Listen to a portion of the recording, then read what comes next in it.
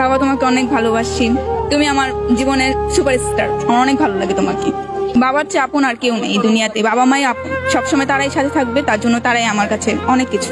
বাবা সবসময় বলে যে সুন্দর মতো চলতে, দুনিয়াতে বাবা মা ছাড়া কেউ আপন নেই, সবসময় বাবা এটাই বলে। বাবা মায়ের স্বপ্ন পূরণে কতটুকু ভূমিকা রাখতে পারবে?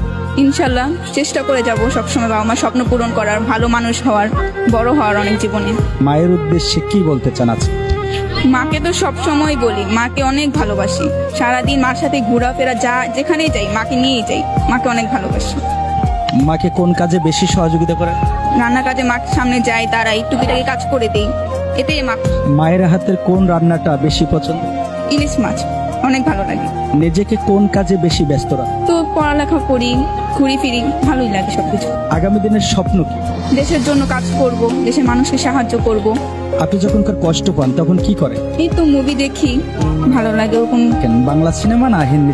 বেশি হিন্দি দেখা হয়, বাংলা মাঝে মাঝে আব্বুদের সাথে দেখি, আব্বুর সাথে মার সাথে দেখি। বাংলা সিনেমার কোন নায়ক এবং কোন নায়িকাকে বেশি পছন্দ? রাজ্জাক, ওনার মুভি অনেক আগের, ভালো লাগে দেখতে। ওনাকে কেন পছন্দ? ওনার মুভি আমার বাবা অনেক পছন্দ করে, তো বাবার সাথে দেখি, সামাজিক, ভালো লাগে।